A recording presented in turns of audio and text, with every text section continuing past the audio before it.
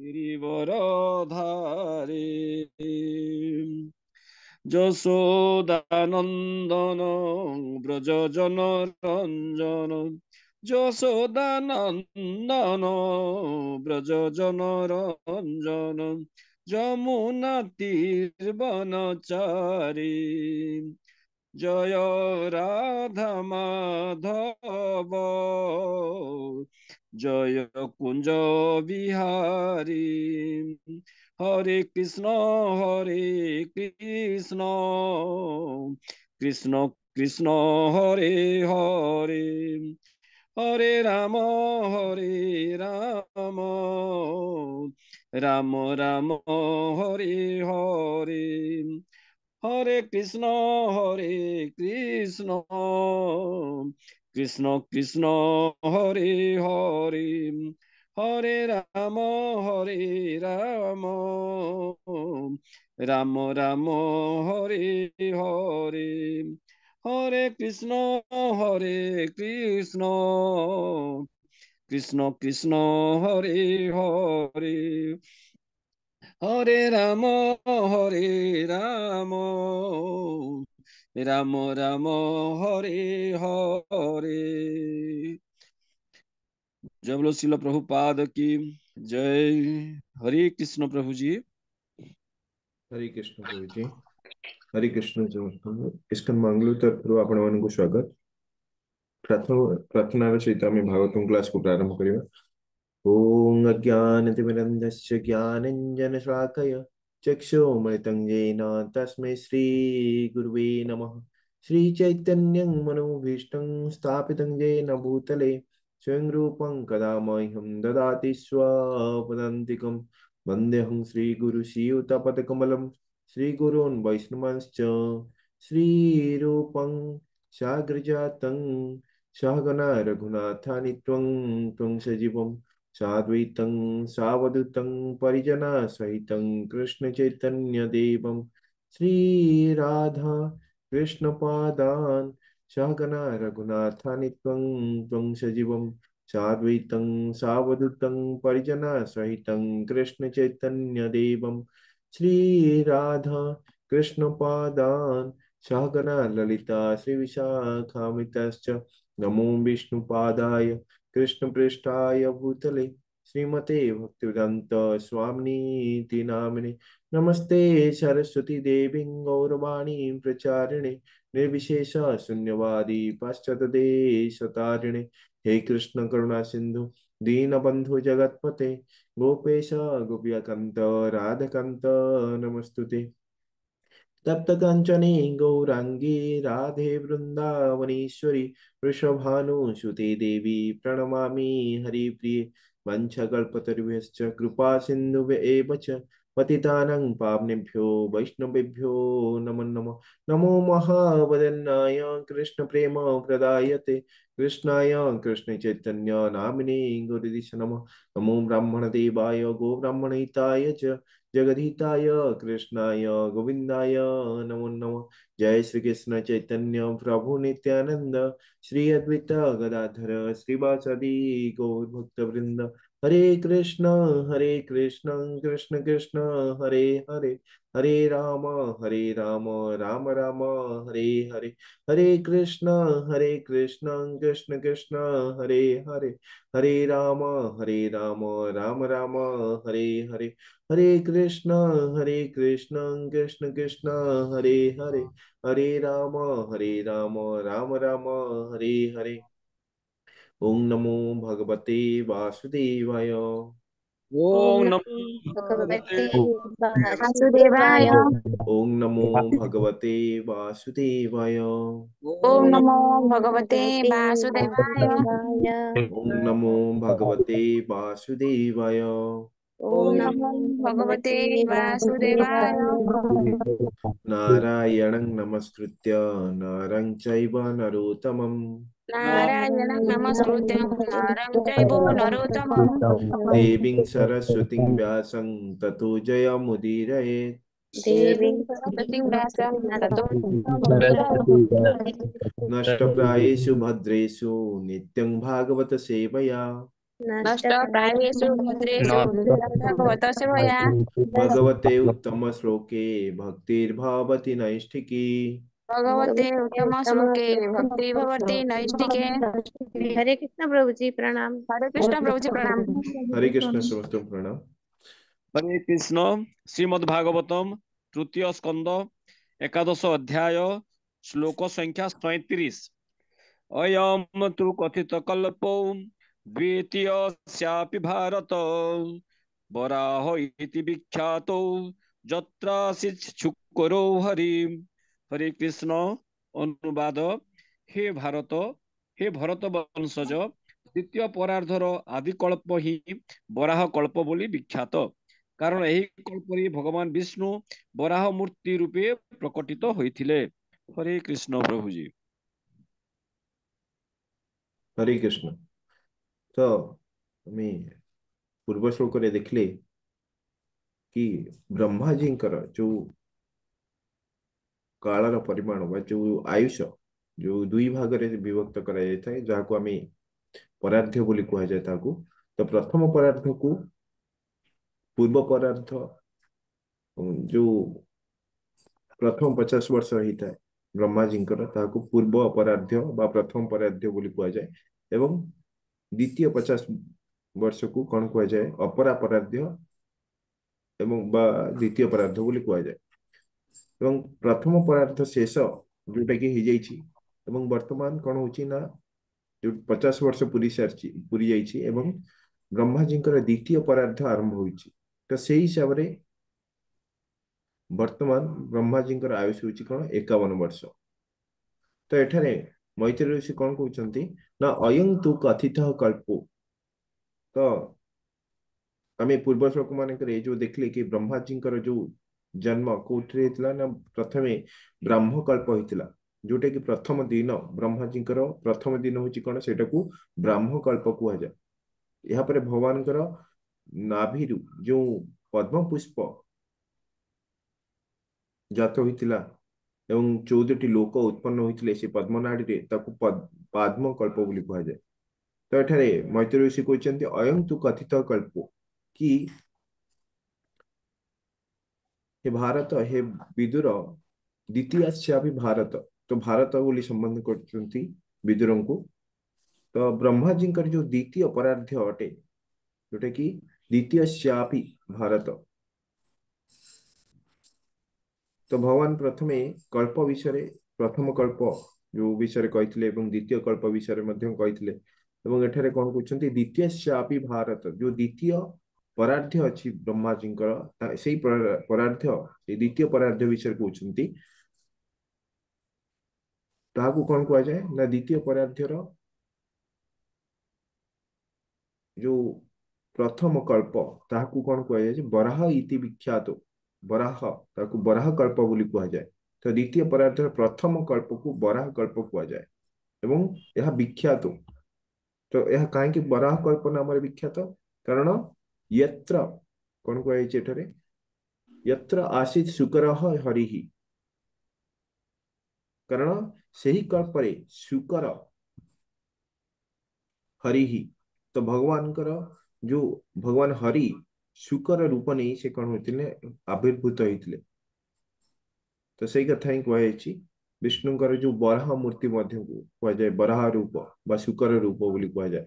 तो सही प्रथम जो परार्ध शेष है पर जो द्वितीय परार्धर प्रथम दिन रे कौन हुए ब्रह्मा जी प्रथम दिन बा प्रथम कल्प सेटा को बराह कल्प बोली कह जाए। और से भगवान शुकर रूप आविर्भूत होता। हरे कृष्ण प्रभु जी। निश्लोक। हरे कृष्ण। श्लोक संख्या 38। कालोऽयं द्विपरार्धो निमिषार्जते अव्याकृतस्यानन्तस्य ह्यनर्दे जनार्दनात्मनो। हरे कृष्ण। अनुवाद। एही द्विपरार्ध परिमित काल ब्रह्मांक जीवन कालर दुईटी अर्धभाग विकार रहित अनंत ओ अनादि अर्थात काल परिच्छेदर अतीत सर्व जगत कारण परमेश्वरंकर गोटे निमेष एक सेकेंड रु कम समय ମାତ୍ର। ହରେ କୃଷ୍ଣ ପ୍ରଭୁଜୀ। ହରେ କୃଷ୍ଣ।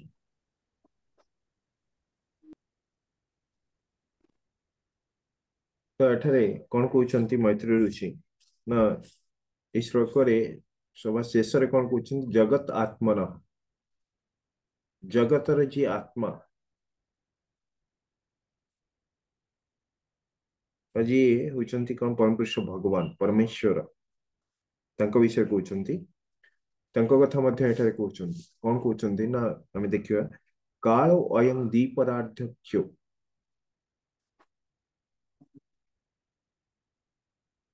କି ହେ ବିଦୁର, ବିଦୁର କଣ କହୁଛନ୍ତି, ମୁଁ ତୁମକୁ କାଳର ବ୍ୟାଖ୍ୟାକୁ କହିଲି, ଯୋଉ କାଳ ଯେଉଁଥିରେ ବ୍ରହ୍ମାଜୀଙ୍କର ଯୋଉ ବିଶାଳ ସମୟ କଥା, ଯୋଉ ପରାର୍ଦ୍ଧ କଥା ବୋଲି ଆମେ ଦ୍ୱି ପରାର୍ଦ୍ଧ ବୋଲି କୁହାଯାଇଛି। ଗୋଟିଏ ପରାର୍ଦ୍ଧ ତାଙ୍କର ପୂର୍ବ ପରାର୍ଦ୍ଧ ବୋଲି କୁହାଯାଏ, ଆଉ ଗୋଟିଏ ପରାର୍ଦ୍ଧ ହଉଛି କଣ ଅପର ପରାର୍ଦ୍ଧ ବା ଦ୍ୱିତୀୟ ପରାର୍ଦ୍ଧ ବୋଲି କୁହାଯାଏ। ତ ଏଇ ଯୋଉ ଦ୍ୱିତୀୟ ପରାର୍ଦ୍ଧ, ଦୁଇଟି ଯୋଉ ପରାର୍ଦ୍ଧ ଅଛି, ସେଇ ଦୁଇଟି ପରାର୍ଦ୍ଧ ଦେଖିବାକୁ ଗଲେ ଏହାକୁ ବ୍ରହ୍ମାଜୀଙ୍କର ଯୋଉ କାଳ ବା ତାଙ୍କ ସମୟକୁ କଣ କହିଛନ୍ତି ନା ଏକଥା କହିସାରିଛନ୍ତି ଅଲରେଡି ମୈତ୍ରୀ ଋଷି। ତ ସେଇ କଥା କହୁଛନ୍ତି, ଯାହାକି ନିମିଷ ଉପଚାରିୟତେ, ଯୋଉ ବ୍ରହ୍ମାଜୀଙ୍କର ଦ୍ୱିପରାର୍ଦ୍ଧ ସମୟ, ତାହା ନିମିଷ ଉପଚାରିୟତେ, ତାହା ଗୋଟିଏ ନିମିଷ ଅଟେ।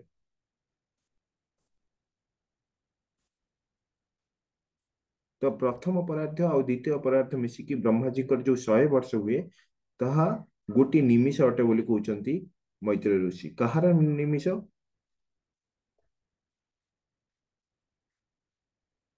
ଏଠାରେ ମୈତ୍ରୀ ଋଷି କହୁଛନ୍ତି,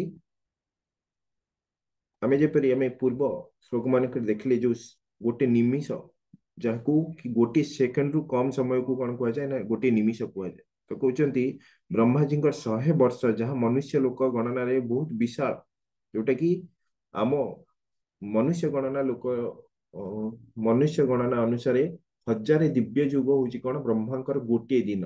ଏପରି ବ୍ରହ୍ମାଜୀ 100 ବର୍ଷ ବଞ୍ଚନ୍ତି, ତ ବହୁତ ବିଶାଳ ବୋଲି ତାଙ୍କର ସମୟ କୁହାଯାଇଛି। ଏବଂ ସେଇ ସମୟ ତାହା ଗୋଟିଏ ନିମିଷ ଅଟେ। କାହା ପାଇଁ ନିମିଷ ଅଟେ ନା ଅବ୍ୟାକୃତସ୍ୟ ଅନନ୍ତସ୍ୟ, ଯୋଉ ସିଏ ହଉଛନ୍ତି କିଏ ନା ସିଏ ଅନନ୍ତଙ୍କ ପାଇଁ କଣ ହଉଛି ନା ଗୋଟିଏ ନିମିଷ, ଏବଂ ସେ ଅବ୍ୟକ୍ତ ଅଟନ୍ତି। ଅବ୍ୟକ୍ତ ଅନନ୍ତସ୍ୟ ହି ଅନାଦେହି, ଅନାଦି, ସିଏ ଅନାଦି ମଧ୍ୟ ଅଟନ୍ତି। ଏବଂ ସେ ହଉଛନ୍ତି କଣ ଜଗତ ଆତ୍ମନଃ, ସେ ହଉଛନ୍ତି କିଏ, ଯିଏ ଜଗତର ଆତ୍ମା ଅଟନ୍ତି। ତ ଜଗତର ଆତ୍ମା କିଏ? ପରମ ପୁରୁଷୋତ୍ତମ ଭଗବାନ ବିଷ୍ଣୁ, ଭଗବାନ କୃଷ୍ଣ, ପରମ ପୁରୁଷୋତ୍ତମ ଭଗବାନ। ତ ସିଏ ହଉଛନ୍ତି ଜଗତର ନାଥ, ଜଗତର ଆତ୍ମା ସିଏ ହଉଛନ୍ତି। ସେ ହଉଛନ୍ତି ଜଗତର ନାଥ ଜଗନ୍ନାଥ, ସେ ହଉଛନ୍ତି ଜଗତପତି, ଜଗଦୀଶ ପରମେଶ୍ୱର। ତ ସିଏ ହଉଛନ୍ତି କଣ ନା ସିଏ ଏଇ ଯୋଉ ଜଗତର ସିଏ ହଉଛନ୍ତି କଣ ଆତ୍ମା। ତ ମୈତ୍ରୀ ଋଷି ସେଇ ଜଗତ ଆତ୍ମାଙ୍କ ବିଷୟରେ କହୁଛନ୍ତି, ବା ପରମପୁରୁଷ ଭଗବାନ ବିଷ୍ଣୁଙ୍କ ବିଷୟରେ କହୁଛନ୍ତି। ତାଙ୍କର ଗୋଟିଏ ନିମିଷ, ଯାହା ବ୍ରହ୍ମାଜୀଙ୍କର ପୁରା 100 ବର୍ଷ ବା ଯୋଉଟା କି ପୁରା ଜୀବନ ଅଟେ। ପ୍ରଥମ ପରାର୍ଦ୍ଧ ଦ୍ୱିତୀୟ ପରାର୍ଦ୍ଧ ମିଶିଗଲେ 100 ବର୍ଷ ହଉଛି। ସେଇ 100 ବର୍ଷର ଜୀବନ ଭଗବାନଙ୍କର ଗୋଟିଏ ନିମିଷ ଅଟେ। ତ ବ୍ରହ୍ମାଜୀଙ୍କର ଦ୍ୱିପରାର୍ଦ୍ଧ ବା ତାଙ୍କର ଯୋଉ ଜୀବନ ଭଗବାନଙ୍କର ଗୋଟିଏ ନିଶ୍ୱାସ ସହିତ ସମାନ ଅଟେ ବୋଲି କୁହାଯାଇଛି। ଏବଂ ଏଇ କଥା ବ୍ରହ୍ମ ସଂହିତାରେ କୁହାଯାଇଛି। କଣ କୁହାଯାଇଛି ନା ୟସ୍ୟ କାନି ଶୋଷିତ କାଳମଥବଲମ୍ବ୍ୟ ଜୀବନ୍ତି ଲୋମ ବିଳଜା ଜଗଦନ୍ନ ନାଥ ବିଷ୍ଣୁର୍ ମହାନସ ୟସ୍ୟ କାଳ ବିଶେଷୋ ଗୋବିନ୍ଦମାଦି ପୁରୁଷଂ ତମହଂ ଭଜାମି।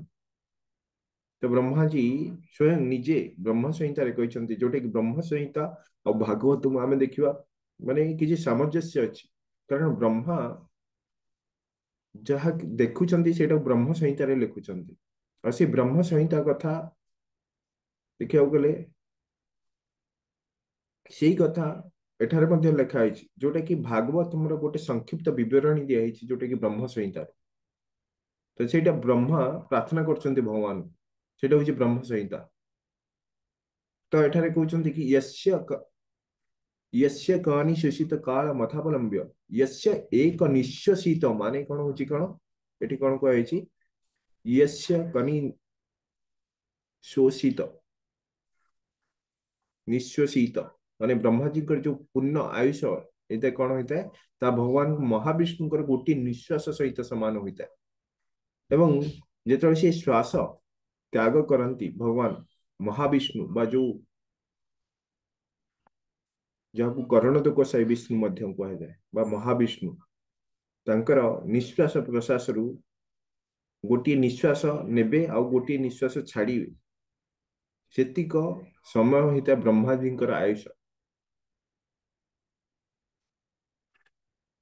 तो जेतबे निश्वास नियंती समस्त ब्रह्मांड रे थिबा ब्रह्मा जी समस्तंकर आयुष सरी जाए समय समाप्त समाप्त हो जाए से आयुष सरी जाए एवं समस्त ब्रह्मांड कौन करती ना जेतबे ब्रह्मा जी कर आयुष देखिया गले जहाँकि ब्रह्मा जी आयुष और ब्रह्मांड समस्त ब्रह्मांड मानकर आयुष समान होता जदि ब्रह्मा जी 100 वर्ष बंचुंट तो तांकर 100 वर्ष जो दिन लास्ट माने 100 वर्ष जो दिन लास्ट दिन से दिन कौन हम सेटा होची शेष कल्प और शेष कल्प पर ब्रह्मा जी मृत्युवरण कले ये ब्रह्मांड मध्य मृत्युवरण करे बा ये ब्रह्मांड कौन करे ना भगवान का शरीर में प्रवेश करे भगवान का जो जीवंत लोम बिड़जा जगदंड नाथ से जो लोम ऊपर कौन करती ना ये ब्रह्मांड माने सब कौन करती पशि जाती भगवान को शरीर में प्रवेश कर जाती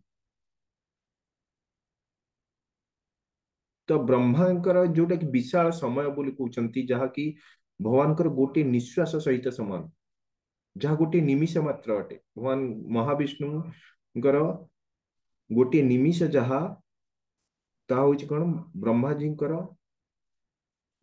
पूरा जीवन ताहा अटे बा ए ब्रह्मांडर आयुष मध्य से अटे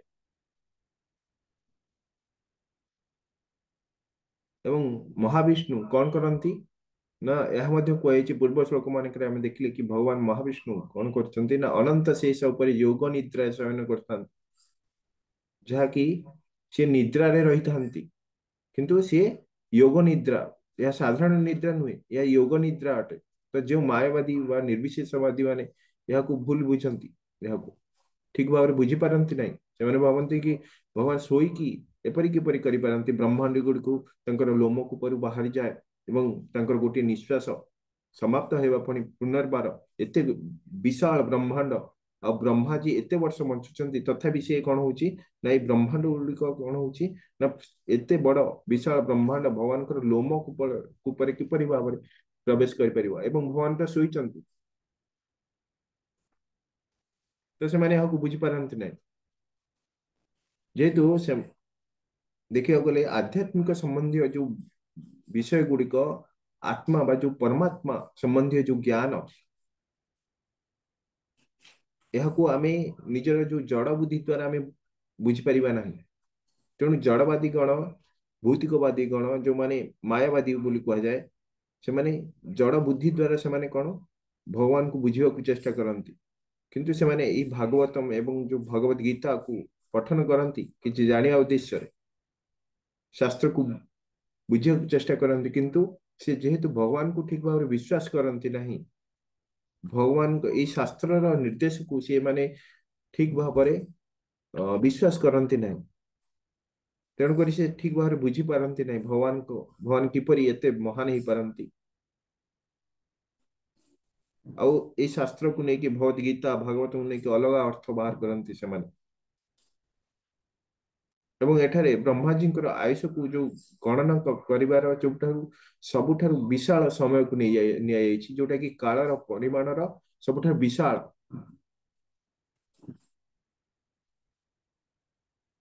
तो तार ऊपर को आउ किछि नहीं ब्रह्मा जी जो आयुष सेटा हूँ कालर गणना सेतिक पर्यंत अच्छे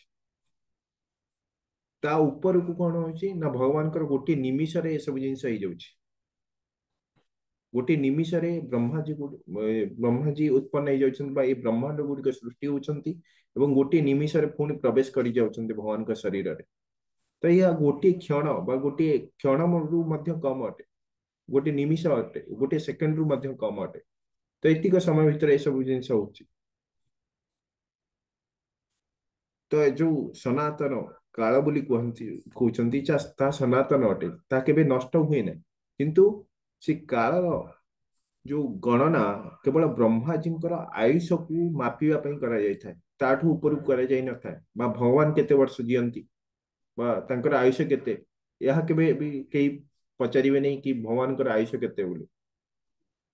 तो सेमिति ही न थाए, केवल ब्रह्माजी पाखु भी जाइए, किंतु भगवान आयुष मापिबा को कालर जेहेतु भगवान को अध्यक्षतार ये काल शक्ति कार्य करता है, तेणुक ये काल शक्ति भगवान को ऊपर न था जेहेतु। किंतु ये काल सनातन अटे बा यह केबे भी नष्ट हुए नहीं। किंतु ये जो काल शक्ति केवल ब्रह्माजी को पर्यंत सीमित था, केवल ब्रह्माजी को सी ब्रह्माजी को पर्यंत सी नियंत्रण करि पारे, किंतु भगवान को सी नियंत्रण करि पारे नहीं। और जो आध्यात्मिक जगत अच्छी आम पूर्वर भी जानी कि जो आध्यात्मिक जगत अच्छी एवं जो भौतिक जगत अच्छी यार अंतर बा जो तफात होची कौन कालर प्रभाव। ये ब्रह्मांड गुड़िक कौन होची ना ब्रह्मांड रे काल शक्ति बा समय शक्ति कार्य करुची, किंतु आध्यात्मिक जगत रे जहा कि काल शक्ति रे प्रभाव नहीं।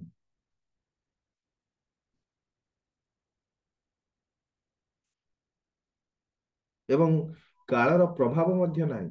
आमे जेते उच्चतम लोक को जीवा, आमे पृथ्वी लोक रे अछंती, नीचतम लोक को गले कालर प्रभाव से भली भाव रे देखिया गले काल जो समय गणना कौन हुए ना बहुत कमी कमी जाए, लोक मानकर आयुष बहुत कमी कमी जाए, एवं जेते उच्चतम लोक को जीवा सेते आयुष वृद्धि ही जाए। तो ब्रह्माजी सबुठार उच्चतम लोक रे ब्रह्माजी वास करती, एवं ब्रह्माजी आयुष जहाँकि 100 वर्ष अटे, ताकू देखिया गले आमर जो मनुष्य गणना अनुसार गोटे गोटे दिन हूँ कौन आमर 1000 महाजुग सहित बा एमती गोटे महाजुग कह गले 4टी जुग सहित समान, एवं 4टी जुग मिसले गोटे महाजुग हुए। ये 1000टी महाजुग हेले ब्रह्मांकर गोटे दिन बा गोटे कल्प हुए। आ प्रत्येक कल्प रे भगवान आसंती, एवं प्रत्येक कल्प रे भगवान कर लीला मान हुए, एवं से लीला मान अनुसार कौन हुए से कल्पर नामकरण होता है।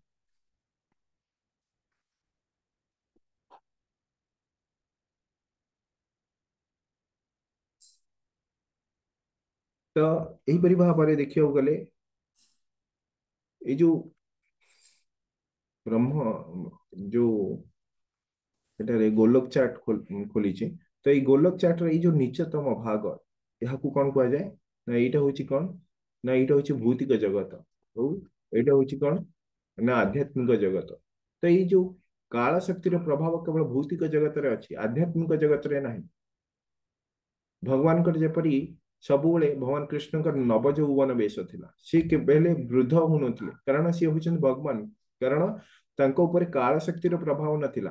किंतु भौतिक जगत रे बा भौतिक जगत रे ब्रह्माजी पर्यंत कौन हुए ना छोट, आमे तो बहुत छोट अटन, तो आम ठारू बहुत बड़ बड़ मुनि ऋषि अछंती, एवं जो पितृलोक स्वर्गलोक देवता माने अछंती, एवं तार सब ऊपर कौन अछंती महान मुनि ऋषि माने अछंती, जो माने महलोक तपलोक सत्यलोक रे रहंती, एवं तांकठारु मध्य ऊपर ब्रह्मलोक जे कि ब्रह्मांकर आयुष बहुत अधिक होता। आ से ब्रह्मा जी मध्य से समयर कालर प्रभाव रे आसी थांती।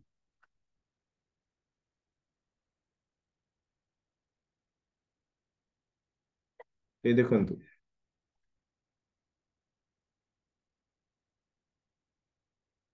इटी करणोदक विष्णु बा महाविष्णु शयन करती करणोदक सागर रे योग निद्रा रे, एवं तांकर लोमकूपर लक्ष लक्ष एमती असंख्य ब्रह्मांड मान सृष्टि हुए, एवं ऐसे ब्रह्मांड मान भितर कौन हुए ना समस्ते एटा गोटे ब्रह्मांड, ये गर्भोदक विष्णु प्रत्येक ब्रह्मांड रे प्रवेश करती, एवं तांकर जो आमे पूर्व श्लोक मान देखले जो पद्म नाभि भगवान जो नाभि नाभिरू जो जल रू कौन हो गोटे पद्म प्रस्फुटित होची, जोटा कि 14ଟି ଲୋକ ଏବଂ ଏ ପଦ୍ମ ଫୁଲର ଉପରେ କଣ କରନ୍ତି ନା ବ୍ରହ୍ମାଜୀ ଅବସ୍ଥାନ କରନ୍ତି।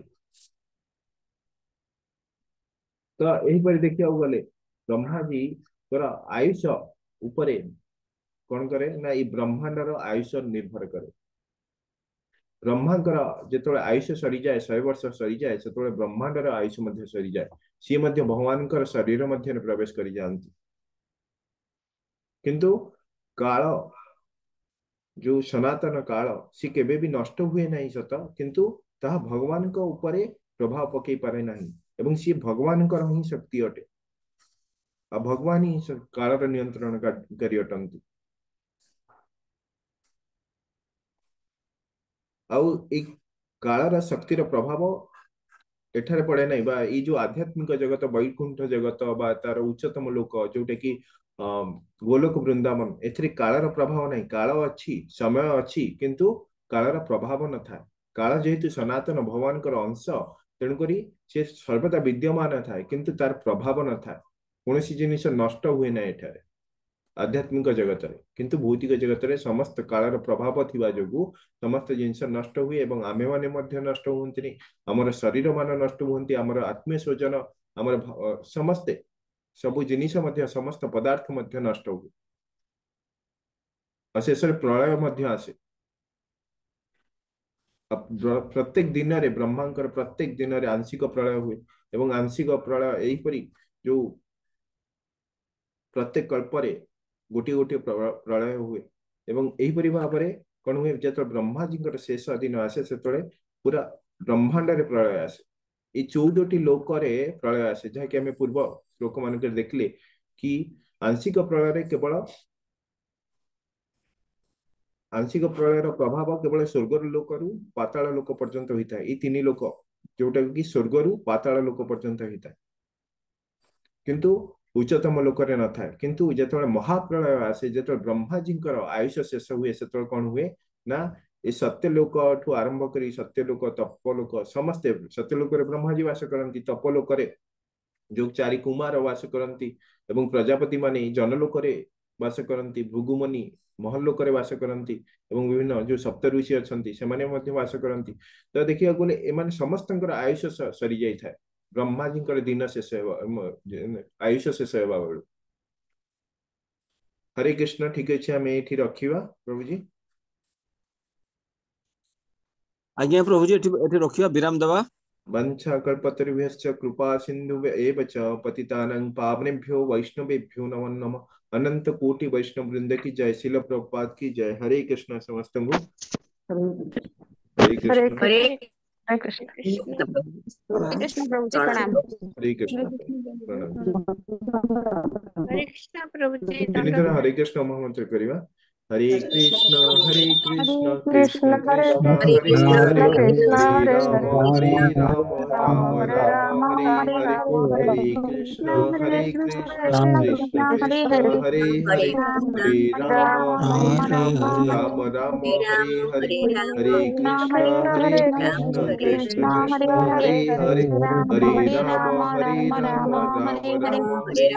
हरे हरे राम हरे हरे राम कृष्ण। कृष्ण हरे हरे दंड प्रणाम। दंडवत प्रणाम।